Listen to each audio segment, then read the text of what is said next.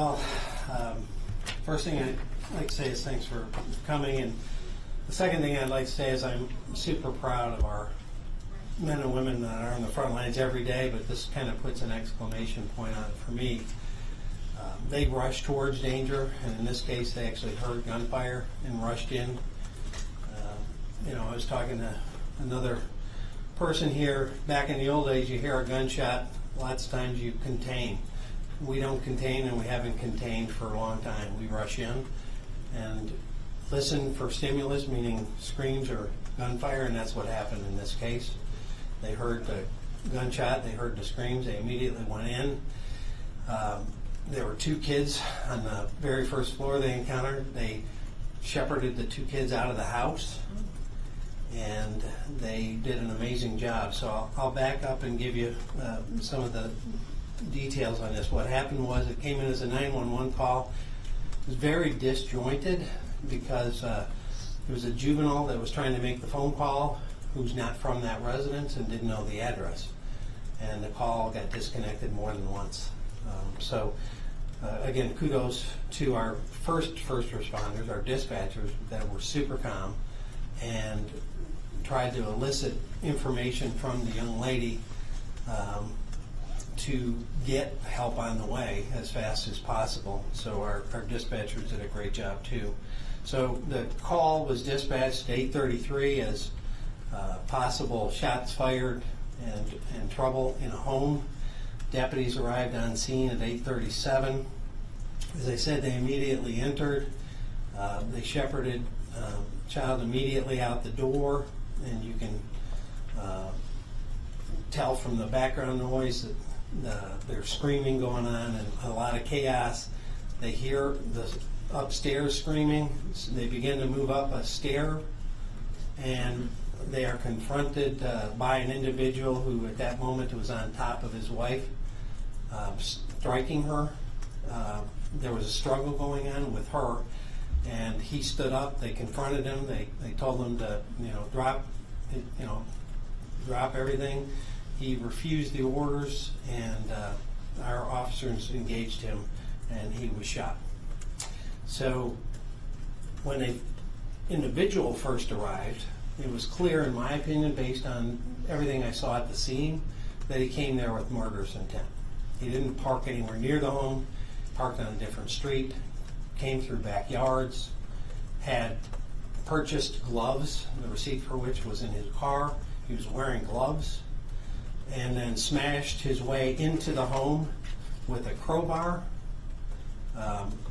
In the home, right by that plate glass window that he smashed, this window, the wife of the person that broke out the window, the mother-in-law and the father-in-law of our perpetrator, and the 1-year-old baby in the arms of the mother were on the couch in that room 10 feet from that window when the attack began. Obviously, panic ensued. The father of the wife, and it is his and his wife's home. That's the father and mother of the woman that he had come to shoot, and the father-in-law, if you will, of the perpetrator. So when the perpetrator began to break in the door, the suspect immediely tracked on the father. The father ran into his bedroom. It appears like he was headed to get a weapon to defend himself and his family. The perpetrator pursued him into the bedroom and shot him dead. The mother-in-law of the perpetrator followed the suspect into the bedroom or was preceding him. We don't obviously know those facts, but she was also shot in that bedroom. The perpetrator then came out. The wife of the perpetrator, the daughter of the two now that have already been shot, grabbed the 1-year-old that was still in her arms and ran upstairs. Obviously, there was still a child upstairs on the couch at the time. I think I forgot to mention that there was an 8-year-old cousin on the couch too. So she ran upstairs with the baby, and the 8-year-old cousin's the one that was encountered at the door that our deputies immediately got out of the house. our caller. So she's upstairs, and to her credit, she's struggled with him as he entered the bedroom. She grabbed onto him. He had a firearm, and tussle ensued. At that point, during the tussle, a round was discharged. She was shot. We still haven't determined if more shots were fired in that tussle. From being on scene, it looks like he may have taken a round in the leg. We don't know if it was from deputies. We don't know if it was from that struggle, and there was rounds discharged. It's still a chaotic scene at that point. And right about that point is when deputies heard the gunfire and the struggle, started up the stairs, and he came out of the room and confronted them.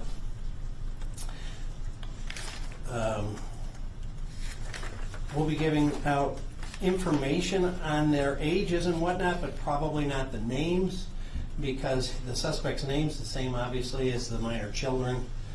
And, we don't want to victimize a family that's been extremely victimized already. So at this point, the one cousin is back with her parents, and the two children that were saved from the scene ultimately are with relatives. Mom of the children and the mother of the mom of the children is, I know it's hard to follow because I'm not saying names, but I'm trying to, again, protect the family. So both mom and daughter, if you will, the daughter married to the perpetrator, are in an area hospital. Backstop and background on them, there had been apparently ongoing disputes between the daughter and her husband. They lived in Dearborn Heights, and there had been calls to their house for family troubles. About 2 weeks ago, she reported her handgun stolen, and that handgun was one of the handguns he had brought to the scene. The situation on him, he has a criminal history, 1999 felonious assault, drug conviction on premise location, cocaine sale, felony firearm, cocaine distribution, etc. So he was a felon, not allowed to possess, own, or carry a firearm, but obviously none of that mattered to him given his murderous intent. The calls so far we've been able to track down as it relates to Dearborn Heights, as I said, as domestics, disorderly, family trouble, and kind of a sundry of those kinds of calls. Again, super proud of our folks going immediately in that door and going to the chaos. And they did what they had to do, and I think people are alive today because of it. Whether it's all the kids and mom, or just, mom. I don't know what his intentions were with the kids. I don't think anybody ever will. But when you go to a scene wearing gloves and a stolen firearm, there's not really a reason to wear gloves if you're intending to walk out of there. So that's my kind of intuitive nature on that, but I'll probably never know what his ultimate intent was, whether he was going to flee after he killed everyone in the house or try to kidnap the kids or what the deal was. But mom had asked for a divorce, had originally moved in with her sister, and then about 2 days ago moved to mom and dad's house because it was a more suitable setting for her and her kids, and that's where he came. Questions? I noticed that there was a license plate missing from the white SUV that I presume was his. Did he take that license plate off to hide his identity? I'm not exactly sure on that, whether we took it for evidence and didn't want other people grabbing the plates or what the situation was. I don't even know which car. I know they said it was on a different block when I was actually in the home where the whole incident happened. I didn't go look at the car. What are the conditions of, I'll call her grandma and mom? I know at least one was going into surgery. We hope and pray that they'll both survive. It appears that they will, but you never know. Obviously, there can be complications. And how many kids were in the home? There were 3 children in the home. One was 4, one was 1, and one was 8. And the 1 and 4-year-old belonged to mom and the suspect? Correct. Okay. Can you elaborate on the 911 call? You said it was a juvenile not at the residence, and No, it was a juvenile, but they remember they don't live there, so meaning the so they call- don't know the address. Did the call come from the 8-year-old who was there? Yes. Okay. The cousin. What do you Correct. say about those actions? I mean, an 8-year-old being able to even kind of give you guys a message of what was going on. You know, super good in terms of her attempt to try to communicate the information. She didn't know it. You know, she was obviously in the midst of chaos and was saying, "What's the address? What's the address?" Well, you know, obviously she's not getting an answer back because craziness is going on. And I guess that's a moment where I'll take a second to plug what we've been pushing in Washington for years, is we have to upgrade our 911 systems. You know, the price tag is probably somewhere $18 to $20 billion for the country. And had that system been in place, it would have been precise, you know, exactly where she was standing. And so the enhanced 911 would have given us that robust information. Everybody's got a cell phone, and you know exactly where you are, and so does a cell phone, and so does your friends on Find Your Friends or whatever apps you have. Our dispatch doesn't know exactly where you are. It doesn't know spatially. So if you're having a heart attack and you're on the 5th floor, we may get, you know, you're in a big building, but we don't know how high you are or what part of the building. Enhanced 911 would have remedied all of that. And tragically, I stood before you the last time we had a shooting at a home where we didn't know where the home was. They actually went up to the wrong home because they were given the wrong information, which house. And then they heard the shot from the next door and had to go, and they engaged that individual there. So this is twice where we've had deadly shootings where we did not have exact residential precise information of where our deputies needed to go quickly. Is there any clarity you can provide on what might have precipitated this? Meaning, were they in the process of separating, divorcing, or what might have been the specific motivation? Yeah, she had apparently told him she was going to have a divorce. That at some point when she moved out of the home, she initially went to her sister's, and then 2 days ago she moved to her parents' house in anticipation of divorce, and that would be the space that she and her children would try to get the next steps together, if you will. When was Mom shot? At the top of the stairs in that tussle? She was shot, it appears, you know, because it's a kind of a messy, chaotic scene. Having been there, I can tell you. It appears she was shot in a struggle in a bedroom at the top of the stairs. And the 4-year-old and 1-year-old were up there as well, it appears.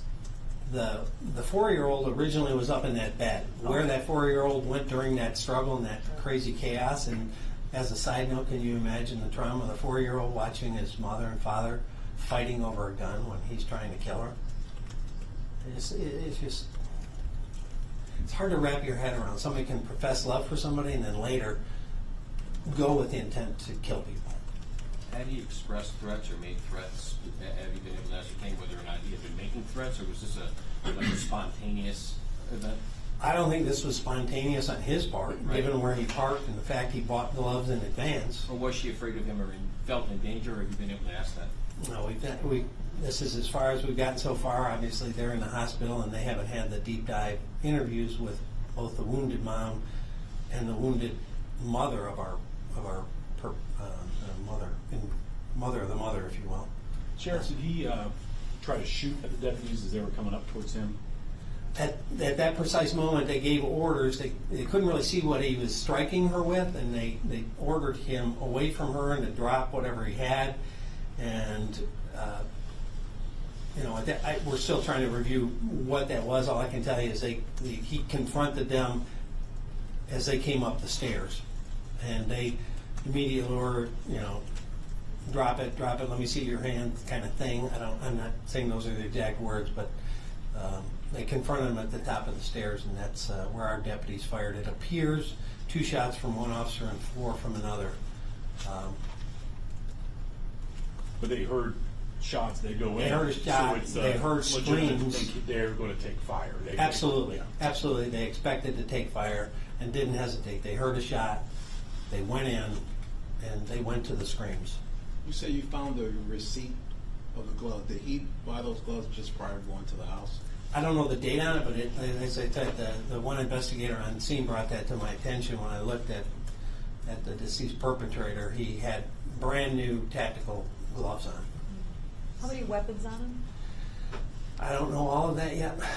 They're still processing the scene. When I was there, he was still face down, so I don't know if he had anything else on him, under, around him that I couldn't see. They hadn't moved him. You mentioned the ages of the children, an 8-year-old cousin and a 4 and a 1-year-old. Are you able to share ages now with the suspect as well as the other adults involved? Yeah, we're Do gonna. you want to do that after? Well, we're gonna hand that out to you. Okay, all right. It's got the ages of. Steve, do you have that handy? I do. If you could just hand me one, I can tell him verbally, and then we'll hand it out to you. Thank you.